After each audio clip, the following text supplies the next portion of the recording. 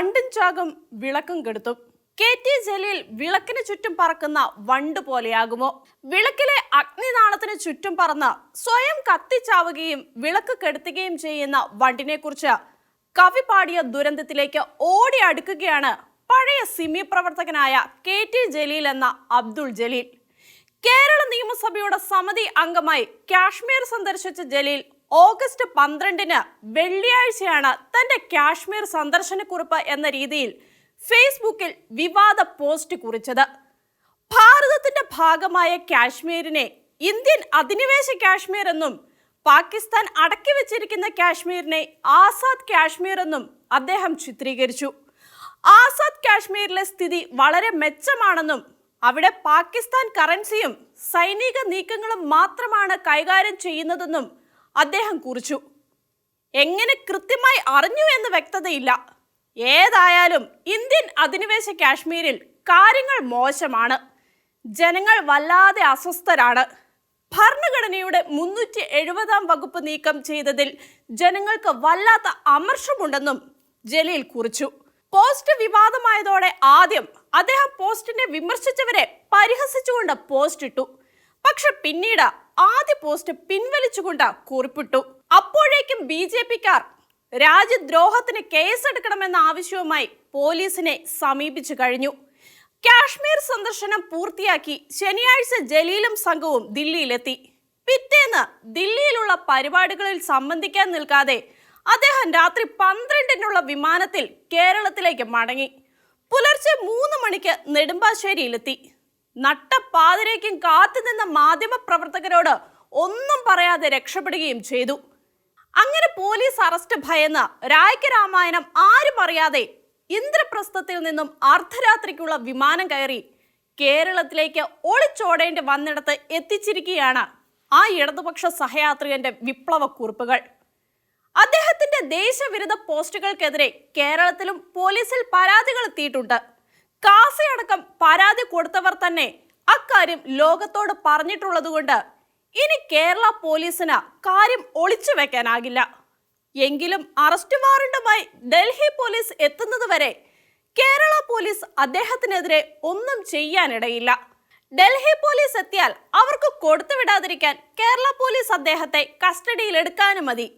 കാര്യങ്ങൾ എവിടെ വരെ എത്തുമെന്ന് കാത്തിരുന്ന് വീക്ഷിക്കേണ്ട സ്ഥിതിയാണ്. കേരളത്തിലെ നിയമസഭാ സമിതിയിലെ അംഗമായി കാശ്മീർ സന്ദർശിച്ചപ്പോഴാണ് ജലീലിലെ പഴയ സിമിക്കാരൻ ഉണർന്നു കൂവിയത്. ഇന്ത്യ വിഭജന കാലത്ത് ഇന്ത്യ വിട്ട് പാകിസ്ഥാനിൽ പോയ മുസ്ലിമുകളുടെ ഭാഷയിൽ അദ്ദേഹം കാശ്മീരിലെ അവസ്ഥയെക്കുറിച്ച് പോസ്റ്റ് ഇട്ടു. പാകിസ്ഥാൻ കൈവശപ്പെടുത്തി ഭരിക്കുന്ന കാശ്മീർ ഭാഗത്തെ ആസാദ് കാശ്മീർ എന്ന് അദ്ദേഹം ചിത്രീകരിച്ചു. അവിടെ വലിയ അധിനിവേശമൊന്നും ഇല്ലെന്ന മട്ടിൽ ചിത്രീകരിക്കുകയും ചെയ്തു. ഇന്ത്യ പാക് വിഭജന കാലത്ത് കാശ്മീർ വിഭജിക്കപ്പെട്ടില്ലെന്നും കാശ്മീർ ഒന്നാകെ ഇന്ത്യയിൽ ചേരുകയായിരുന്നുവെന്നും അറിയാത്തവനല്ല ജലീൽ. അദ്ദേഹം ചരിത്രം പഠിച്ചിട്ടുള്ള വ്യക്തിയാണ്. ഇന്ത്യയിൽ ജീവിക്കുകയും ഇവിടെ BJP-ക്ക് തഴച്ചു വളരാൻ മണ്ണിനെ വല്ലാതെ വളക്കൂറുള്ളതാക്കുകയും ചെയ്യുന്ന ഏതാനും ജലീൽമാരിൽ ഒരാളാണ് 1ാം പിണറായി സർക്കാരിലെ ഉന്നത വിദ്യാഭ്യാസ ന്യൂനപക്ഷ ക്ഷേമ തദ്ദേശ മന്ത്രിയായിരുന്ന KT ജലീൽ എന്ന അബ്ദുൾ ജലീൽ. കേന്ദ്ര സർക്കാർ വ്യാപകമായി ദുരുപയോഗിക്കുന്നു എന്ന പരാതികളുടെ അടിസ്ഥാനത്തിൽ സുപ്രീം കോടതി മരവിപ്പിച്ചു നിർത്തിയിരിക്കുന്ന രാജ്യദ്രോഹ കേസുകൾ അങ്ങനെ വേണ്ടെന്ന് വെക്കാനാകില്ല എന്ന് സമൂഹത്തിൽ ചിന്ത ഉണർത്തുന്നു എന്നതാണ് ഇത്തരം പോസ്റ്റുകൾ ഉണ്ടാക്കുന്ന ഒരു ദാരുണ പ്രത്യാഘാതം.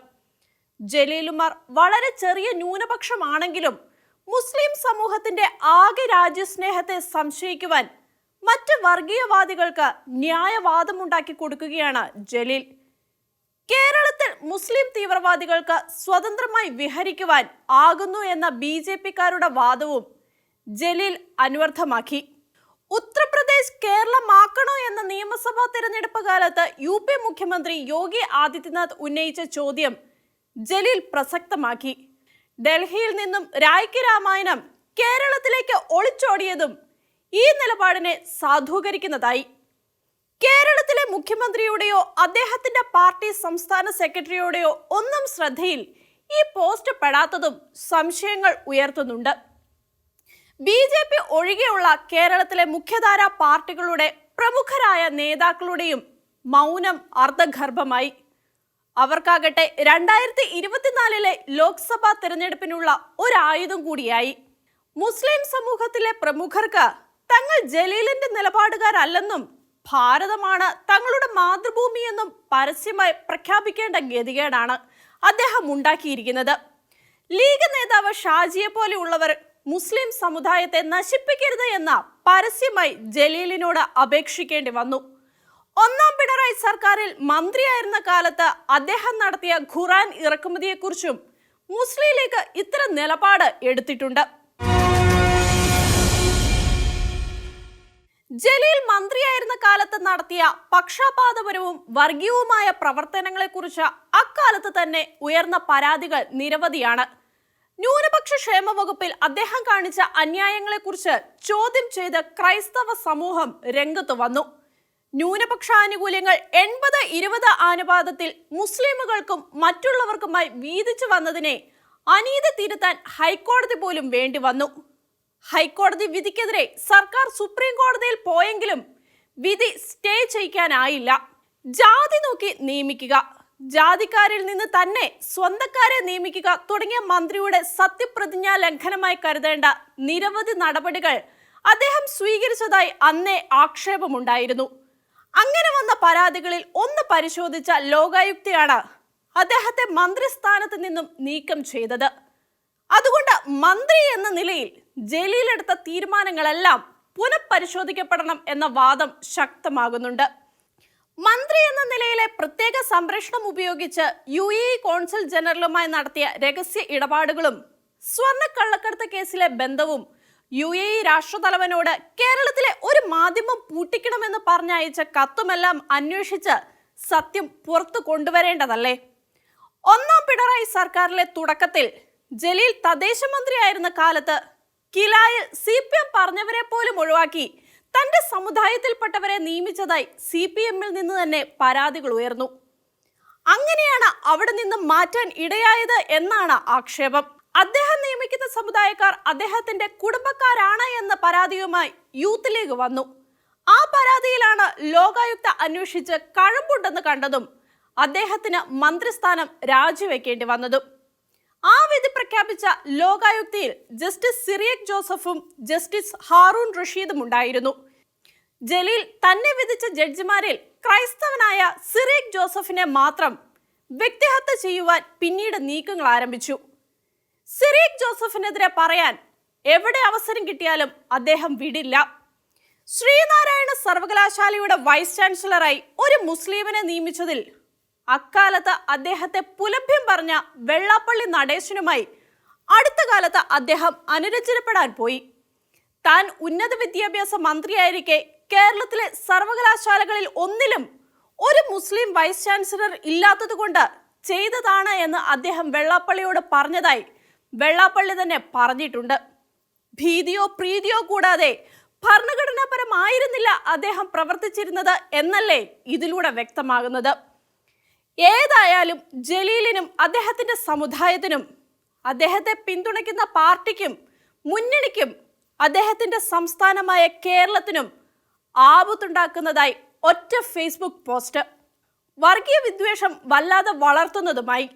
ജലീലിന് പറ്റിയത് അബദ്ധമല്ല, ബോധപൂർവം നടത്തിയ വർഗീയ ചിന്ത പടർത്തുന്ന പ്രവൃത്തിയാണ് ആ പോസ്റ്റ് എന്നാണ് പൊതുവെ മനസ്സിലാക്കപ്പെടുന്നത്. ജലീലിലെ പഴയ സിമി വികാരമാണ് വിശ്വരൂപം പൂണ്ട് പുറത്തു വന്നിരിക്കുന്നത്. ആനക്കൂട്ടത്തിൽ നിന്നും വേറിട്ട ഒറ്റയാൻ രൂപം കൊള്ളുന്നതിനെ കുറിച്ച് ഒരു കഥയുണ്ട്. ആനക്കൂട്ടത്തിലൂടെ നടക്കുന്ന കൊച്ചു കൊമ്പന് നേതാവാകുവാൻ മോഹം.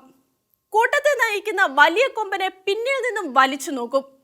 വലിയ കൊമ്പൻ ചീറി തിരിയുന്നതോടെ മസ്തിഷ്കം താത്തി മാപ്പ് പറയും. അങ്ങനെ പലവട്ടം ആവർത്തിച്ച് ഒരു ദിവസം തലയുയർത്തി അങ്ങ് നിൽക്കും. അതോടെ അവൻ ഒന്നെങ്കിൽ നേതാവാകും, ഇല്ലെങ്കിൽ പുറത്താകും. ജലീൽ വലിച്ചു നോക്കുകയാണ്. CPM നിബന്ധന അനുസരിച്ച് ഇനി മത്സരിക്കുവാൻ സീറ്റ് കിട്ടില്ല. അത്തരം കൂടാരങ്ങൾ ഇല്ലാതാകുമ്പോൾ പഴയ കൂടാരങ്ങൾ സജ്ജമാകുന്നു. ഡൽഹിയിൽ നിന്നും ഒളിച്ചു കടന്ന BJPക്ക് ഇന്ത്യയിലാകെ വിൽക്കാനുള്ള വിഭവം ഒപ്പിച്ചു കൊടുക്കുന്ന ഇത്തരം പോസ്റ്റുകൾക്ക് പിന്നിൽ BJPയുമായുള്ള ഒളിച്ചുകളി ഇല്ലേ എന്നും സംശയിക്കപ്പെടണം. CPMൽ നിന്നും BJPയിലേക്കുള്ള പാത ഏറെ ദൂരെയല്ലെന്ന് തെളിയിച്ച നേതാക്കളുടെ വഴിക്കാകുമോ ജലീൽ നോക്കുന്നത് എന്നെങ്കിലും CPM ജാഗ്രത പുലർത്തിയാൽ നല്ലത്. ഏതാണ്ട് ചെയ്തവനെ ചുമന്നാൽ ചുമന്നവനും നാറുമെന്ന പഴമക്കാർ പറഞ്ഞു തരുന്നത് മറക്കരുത്. ഭാരതത്തിൽ ഓരോ മാസവും 40-നും 50-നും ഇടയിൽ ആക്രമണങ്ങൾ ക്രൈസ്തവർക്കും ക്രൈസ്തവ സ്ഥാപനങ്ങൾക്കും എതിരെ നടക്കുന്നു. ഇതിനെതിരായ പരാതികൾ പോലും സ്വീകരിക്കുവാൻ നിയമം നടപ്പാക്കേണ്ടവർ മടിക്കുന്നു. Bangalore archbishop doctor Peter മച്ചാഡോയും നാഷണൽ സോളിഡാരിറ്റി ഫോറം ഇവാഞ്ചലിക്കൽ ഫെലോഷിപ്പും സംയുക്തമായി സുപ്രീം കോടതിയിൽ നൽകിയ പരാതി പുതിയ മാനങ്ങളിലേക്ക് കടക്കുകയാണ്. ഇത്തരം കേസുകൾ കൈകാര്യം ചെയ്യുന്നതിന് എല്ലാ ജില്ലയിലും പ്രത്യേക സംവിധാനം വേണമെന്നും അവിടെ ആവശ്യമെങ്കിൽ സംസ്ഥാനത്തിന് വെളിയിൽ നിന്നുള്ള മുതിർന്ന ഉദ്യോഗസ്ഥരെ ചുമതലക്കാരായി നിയമിക്കണമെന്നും 2018 സുപ്രീം കോടതി തെഹസിൽ പൂനെവാല കേസിൽ കേന്ദ്ര സംസ്ഥാന സർക്കാരുകൾക്ക് കൊടുത്ത നിർദ്ദേശം നടപ്പാക്കുന്നില്ലെന്നും അവർ സുപ്രീം കോടതിയെ അറിയിച്ചു. ക്രൈസ്തവർ ഉന്നയിക്കുന്നത് സത്യമാണെങ്കിൽ കാര്യങ്ങൾ മോശമാണെന്ന് കോടതി നിരീക്ഷിക്കുകയും കേന്ദ്ര സർക്കാരിനോട് വിശദീകരണം തേടുകയും ചെയ്തു. ജൂൺ 27 കൊടുത്ത പരാതിയുടെ ഇക്കഴിഞ്ഞ ദിവസം നടന്ന വാദം ജസ്റ്റിസ് DY ചന്ദ്രചൂഡും പാർത്ഥിവാലയും ചേർന്ന ബെഞ്ച് പരിഗണിച്ചു. ഈ കേസിൽ പരാതിക്കാർക്ക് വേണ്ടി മുതിർന്ന അഭിഭാഷകനായ കോളിൻ ഗോൺസൽവസും ഭാരത സർക്കാരിന് വേണ്ടി സോളിസിറ്റർ ജനറൽ തുഷാർ മേത്തയും ഹാജരായി. പരാതി അടിസ്ഥാനരഹിതമാണെന്നും പത്രവാർത്തകളെയും മറ്റും അടിസ്ഥാനമാക്കി സമർപ്പിച്ചിരിക്കുന്ന വിവരങ്ങൾ യാഥാർത്ഥ്യമല്ലെന്നും തുഷാർ മേത്ത വാദിച്ചു. മറുപടി പറയുവാൻ കോളിൻ സാവകാശം ചോദിച്ചു. 2018 സുപ്രീം കോടതി ഉത്തരവ് നടപ്പാക്കുന്നത് സംബന്ധിച്ച വിവരങ്ങൾ കോടതി തുഷാർ മേത്തയോട് ആരാഞ്ഞു. ക്രൈസ്തവർ ഉന്നയിക്കുന്ന പരാതികൾ സ്വീകരിക്കാൻ പോലും മടിക്കുന്ന ഉദ്യോഗസ്ഥർ ഇപ്പോഴും വ്യാപകമായുണ്ട്. കേരളത്തിലും ഇത്തരം നിരവധി പരാതികൾ ഉയരുന്നുണ്ട്. ക്രൈസ്തവരുടെ പരാതികൾ സ്വീകരിക്കില്ല, സ്വീകരിച്ചാൽ തന്നെ അന്വേഷണം എന്ന പേരിൽ പരാതിക്കാരനെ പീഡിപ്പിക്കുന്നു തുടങ്ങിയ ആക്ഷേപങ്ങൾ നിരവധിയുണ്ട്. ജില്ലാ തലത്തിൽ ഇത്തരം പരാതികൾക്കായി പ്രത്യേക സംവിധാനം എന്ന 2018 സുപ്രീം കോടതി വിധി കേരളത്തിൽ നടപ്പാക്കിയതായി ആർക്കും വലിയ വിവരമില്ല. ഏതായാലും ഏതാനും ദിവസങ്ങൾക്കകം സുപ്രീം കോടതിയിൽ കണക്ക് കൊടുക്കേണ്ടി വരികയാണ്. 2018 തെഹസിൻ പൂനെവാല കേസിലെ വിധി കേരളത്തിലും നടപ്പാക്കേണ്ടി വരും. ജനാധിപത്യ ജീവിതക്രമത്തിന്റെ കാൽഭടനായി സുപ്രീം കോടതി ഉണ്ടാകുമെന്ന പ്രത്യാശ പുനർജീവിപ്പിച്ചുകൊണ്ടാണ് ഭാരതത്തിന്റെ ചീഫ് ജസ്റ്റിസായ NV രമണ പടിയിറങ്ങുന്നത്. കോടതികളിൽ കെട്ടിക്കിടക്കുന്ന കേസുകളിൽ തീർപ്പാക്കുന്നതിന് ജഡ്ജിമാരുടെ എണ്ണം വർദ്ധിപ്പിക്കണമെന്ന ആവശ്യവും മാധ്യമ വിചാരണകളിലൂടെ കോടതികളെ കങ്കാരു കോടതികളാക്കി മാറ്റാൻ നോക്കരുത് എന്ന മാധ്യമ ലോകത്തോട് നടത്തിയ അഭ്യർത്ഥനയും ഉണ്ടാകാനിരിക്കുന്ന മാറ്റങ്ങൾ വ്യക്തമാക്കാനിരിക്കുന്നതേ ഉള്ളൂ. എങ്കിലും അദ്ദേഹം നീതിപീഠത്തിന്റെ തിളക്കമാർന്ന അധ്യയനമായിരുന്നു. നുപൂർ ശർമ്മ കേസിൽ കോടതി കാണിച്ച അന്യായം ആ കോടതിയെ കൊണ്ട് തന്നെ തിരുത്തിച്ചതും പ്രകാശിക്കുന്ന സംഭവമായി. അടുത്ത കാലത്ത് നടന്ന മഹാരാഷ്ട്രയിലെ കാലുമാറ്റ നാടകത്തിലെ പ്രതികൾക്കും വാദികൾക്കും നീതി ഉറപ്പാക്കുവാൻ കോടതി തയ്യാറായത് വലിയ മാതൃകയായി. ഉദ്ധവ് താക്കറെ സർക്കാർ വിശ്വാസ വോട്ടിന് മുമ്പ് ഷിൻഡെ പക്ഷക്കാരെ അയോഗ്യരാക്കുവാൻ നടത്തിയ നീക്കം തടഞ്ഞ കോടതി അതേ നാണയത്തിൽ തന്നെ ഷിൻഡെ പക്ഷക്കാരോടും പെരുമാറി. ഷിൻഡെയ്ക്ക് വേണ്ടി ഹാജരായ ഹരീഷ് സാൽവെയോട് കാലുമാറ്റത്തെക്കുറിച്ചും പിളർപ്പിനെക്കുറിച്ചും അയോഗ്യതയെക്കുറിച്ചുമെല്ലാം ജസ്റ്റിസ് രമണ ഉന്നയിച്ച ചോദ്യശരങ്ങൾ ജനാധിപത്യ സംവിധാനത്തിന്റെ സുരക്ഷാ കവചങ്ങളായിരുന്നു. ഉദ്ധവ് പക്ഷത്തിനെതിരെ ഷിൻഡെ പക്ഷം നൽകിയ പരാതിയിൽ സുപ്രീം കോടതി വിധി വരുന്നതുവരെ തീരുമാനം എടുക്കരുതെന്ന് അദ്ദേഹം തിരഞ്ഞെടുപ്പ് കമ്മീഷന് നിർദ്ദേശം കൊടുത്തു. വിഷയം ഭരണഘടനാ ബെഞ്ചിന് വിടണമോ എന്ന തീരുമാനം ബാക്കിയാണ്. രാഷ്ട്രീയക്കാരുടെയും പത്രക്കാരുടെയും എല്ലാം രഹസ്യങ്ങൾ ചോർത്തിയ പെഗാസസ് തട്ടിപ്പിടപാടും ശക്തമായ നടപടികൾക്ക് ഇടയാക്കി. ജസ്റ്റിസ് രവീന്ദ്രൻ അധ്യക്ഷനായ സമിതി പഠിച്ചു തയ്യാറാക്കിയ റിപ്പോർട്ട് കോടതിയുടെ പരിഗണനയിലാണ്. അതും ഭരണഘടനാ ബെഞ്ചിന് വിടുകയാണ്. കർണാടകത്തെ ആകെ കുലുക്കിമറിച്ച ഹിജാബ് വിവാദ കേസും പ്രത്യേക ബെഞ്ചിന് വിട്ടു. സർക്കാരിന്റെ വിവാദപരമായ പൗരത്വ നിയമത്തെ ചോദ്യം ചെയ്തുകൊണ്ടുള്ള ഹർജി സ്വീകരിച്ച കോടതി നിയമം സ്റ്റേ ചെയ്തില്ല. കോടതി ഒരു പക്ഷത്തോടും പക്ഷം കാണിക്കരുതെന്ന പ്രമാണം അങ്ങനെ അദ്ദേഹം ഉയർത്തിക്കാട്ടി. മഹാരാഷ്ട്രയിലെ വഖഫ് ബോർഡ് സുപ്രധാനമായ ഒരു കേസിന്റെ നടുവിൽ വെച്ച് അഭിഭാഷകനെ മാറ്റാൻ നടത്തിയ നീക്കത്തെ കോടതി അലക്ഷ്യമാണെന്ന് പറഞ്ഞ് തടഞ്ഞു. കാശ്മീരിന് പ്രത്യേക പദവി അനുവദിച്ചിരുന്ന ഭരണഘടനയുടെ 370 വകുപ്പ് റദ്ദാക്കിയതിനെതിരായി വന്ന കേസും കോടതി പ്രത്യേക ബെഞ്ചിന്റെ പരിഗണനയ്ക്ക് വിട്ടു.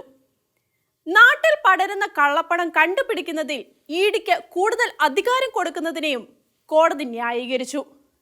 ഇത്തരത്തിലുള്ള ജഡ്ജിമാർ കാവലുണ്ടെങ്കിൽ പൗരാവകാശങ്ങൾ ഭരണാധികാരികൾക്കോ തീവ്രവാദികൾക്കോ അപ്പാടെ കവരാനാകില്ല എന്ന് ജനം മനസ്സിലാക്കുന്നു. ഏറ്റവും അവസാനമായി തിരഞ്ഞെടുപ്പിൽ പാർട്ടികൾ വാഗ്ദാനം ചെയ്യുന്ന സൗജന്യങ്ങൾ വിലക്കണമെന്ന വിചിത്ര ആവശ്യവുമായി സുപ്രീം കോടതിയെ സമീപിച്ച കേന്ദ്ര സർക്കാരിനും അവരുടെ ആഗ്രഹം സാധിച്ചെടുക്കാനായില്ല. രാഷ്ട്രീയ പാർട്ടികൾക്ക് അതിന് അവകാശമുണ്ടെന്ന് കോടതി നിലപാടെടുത്തു. കള്ളപ്പണക്കാരെ പിടികൂടുന്നതിൽ ഇഡി ഭാരതത്തിലാകെ നടത്തുന്ന നീക്കങ്ങൾ സാധാരണക്കാരെ ഹരം പിടിപ്പിക്കുന്നുണ്ട്. BJP-ക്കാരെ പിടികൂടുന്നില്ല എന്ന യാഥാർത്ഥ്യം നിലനിൽക്കുമ്പോഴും കള്ളത്തരം കാണിച്ചവരെന്ന് സംശയിക്കപ്പെടുന്നവരോ ആണ് ചോദ്യം ചെയ്യപ്പെടുന്നത് എന്ന യാഥാർത്ഥ്യവുമുണ്ട്. കള്ളന്മാരെ പിടികൂടുന്നതിൽ ജനം സന്തോഷിക്കുന്നു. ഞങ്ങളുടെ അഴിമതി നിങ്ങൾ പിടിക്കരുത്, നിങ്ങളുടെ ഞങ്ങളും പിടിക്കില്ല എന്ന നിലപാടാണ് ഇതോടെ മാറുന്നത്. അത് നാടിന് നല്ലതാണ്. ഇനി എന്നെങ്കിലും അധികാരത്തിൽ തിരിച്ചെത്തിയാൽ ഇപ്പോൾ ചോദ്യം ചെയ്യപ്പെടുന്നവർക്ക് ഇതുപോലെ അന്നും നടപടികൾ എടുക്കാവുന്നതാണ്. ഏതായാലും നാട്ടിൽ നടക്കുന്ന അഴിമതിയുടെ ഒരു വശമെങ്കിലും പുറത്തു വരികയാണ്. ജനം ആഗ്രഹിക്കുന്നതും അതാണ്. ബംഗാളിൽ മമതയുടെ വിശ്വസ്തരെല്ലാം പിടിയിലാകുന്ന മട്ടുണ്ട്. പാർത്ഥമന്ത്രിയുടെ കൂട്ടുകാരിയുടെ വീട്ടിൽ സൂക്ഷിച്ചിരുന്ന നോട്ട് കെട്ടുകൾ കണ്ട് ലോകം അമ്പരന്നില്ലേ. ഇപ്പോൾ അനുബ്രത മണ്ഡലും കുടുക്കിലാവുകയാണ്. മമതയെ വിടുന്നവർ കേസിൽ നിന്നും ഒഴിവാക്കപ്പെടുന്നതിന്റെ കഥകളും നാം വായിക്കുന്നു. അവസാനം മമത തന്നെ BJP കൂടാരത്തിൽ എത്തുമോ എന്നാണ് അറിയേണ്ടത്. 2019 മുതൽ ബംഗാൾ ഗവർണറായിരിക്കെ മമതയുമായി കടുത്ത പോരാട്ടത്തിലായിരുന്ന ജഗദീപ് ധൻകർ ഉപരാഷ്ട്രപതി സ്ഥാനത്തേക്ക് മത്സരിച്ചപ്പോൾ പ്രതിപക്ഷത്തിന്റെ വോട്ട് വെറും 138 ആയതിനു പിന്നിൽ മമതയെടുത്ത നിലപാടുകളുടെ സൂചനകളാകാം. അടുത്തത് ബീഹാർ ആകാം. കേരളത്തിൽ തോമസ് ഐസക്കിൽ തുടങ്ങുന്ന അന്വേഷണം എവിടെയെല്ലാം എത്തുമോ?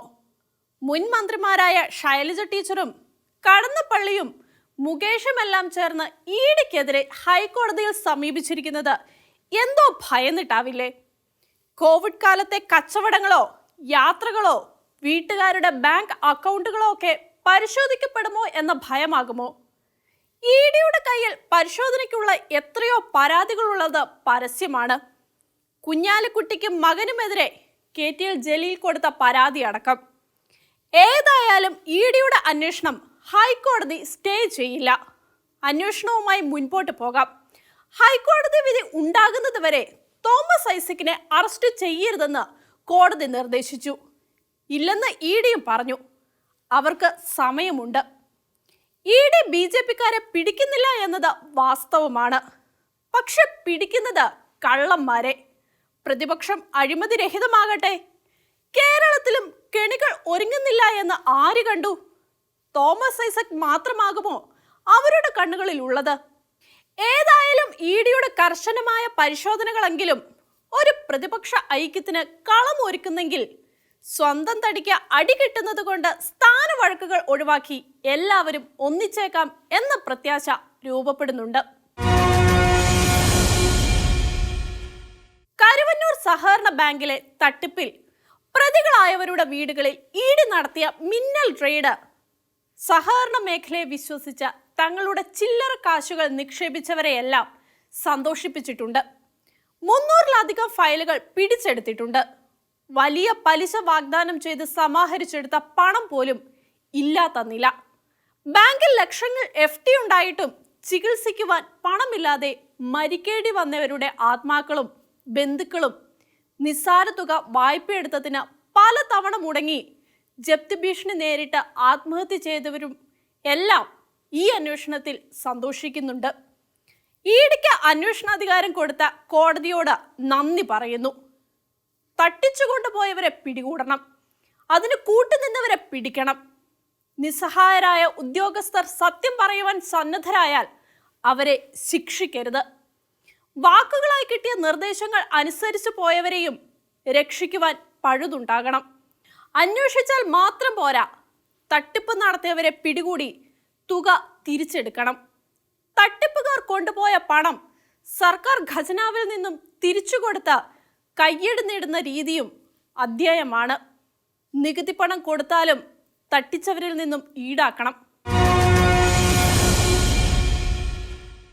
സിവിക് ചന്ദ്രൻ എന്ന മുൻ മാവോയിസ്റ്റിനെതിരെ വന്ന സ്ത്രീ പീഡന കേസും അതിൽ അദ്ദേഹത്തിന് മുൻകൂർ ജാമ്യം അനുവദിച്ചുകൊണ്ട് കോടതി പുറപ്പെടുവിച്ച ഉത്തരവിലെ ചില നിരീക്ഷണങ്ങളും വലിയ വിവാദമായിരിക്കുകയാണ്, ചർച്ചാ വിഷയവും. ലൈംഗികമായി വശീകരിക്കുന്ന വസ്ത്രം ധരിക്കുന്ന സ്ത്രീ സമർപ്പിക്കുന്ന സ്ത്രീ പീഡന കേസ് പ്രഥമ ദൃഷ്ട്യാ നിലനിൽക്കില്ല എന്ന കോടതിയുടെ വിധിയാണ് വലിയ വിവാദമായത്. സ്ത്രീ എന്ത് വേഷം ധരിച്ചാലും അവരെ പീഡിപ്പിക്കുവാൻ പാടില്ല എന്നതാണ് സത്യമെന്ന് അംഗീകരിക്കുമ്പോഴും ലൈംഗികമായി വശീകരിക്കുന്ന വസ്ത്രങ്ങൾ ആത്മനിയന്ത്രണം ഇല്ലാത്തവർക്കെങ്കിലും പീഡനത്തിന് പ്രേരണയാകാമെന്ന് വാദിച്ചുകൊണ്ട് പലരും രംഗത്തു വന്നു. കുപ്രസിദ്ധമായ നിർഭയ കേസിലെ പ്രതികളിൽ ഒരാളുടേതായി വന്ന അഭിമുഖത്തിലും ഇരയുടെ വേഷവും ഇരയും കൂട്ടുകാരനും പെരുമാറിയ രീതികളും വല്ലാതെ വശീകരിക്കുന്നതായി എന്ന് പറഞ്ഞതായി ഓർക്കുന്നു. പരാതിക്കാരിയുടെ ഫേസ്ബുക്കിലെ ചില പോസ്റ്റുകളിലുള്ള ചിത്രങ്ങൾ കോടതിയിൽ സമർപ്പിച്ചുകൊണ്ടായിരുന്നു സിവിക് ചന്ദ്രന്റെ അഭിഭാഷകരുടെ വാദം. അടുത്ത കാലത്ത് കേരളത്തെ ഇളക്കിമറിച്ച ചില സ്ത്രീ പീഡന പരാതികളിൽ ഫോട്ടോകൾ കോടതിയെ സ്വാധീനിക്കുന്നതിന്റെ അടയാളങ്ങളായി പരാതിക്കാരുടെ നല്ല ഉദ്ദേശത്തെയും കണ്ണടച്ച് വിശ്വസിക്കാൻ ആവാതെയായി. സിവിക് ചന്ദ്രനെതിരെ 2 സ്ത്രീ പീഡന പരാതികളാണ് അടുത്ത കാലത്ത് ഉയർന്നു വന്നത്.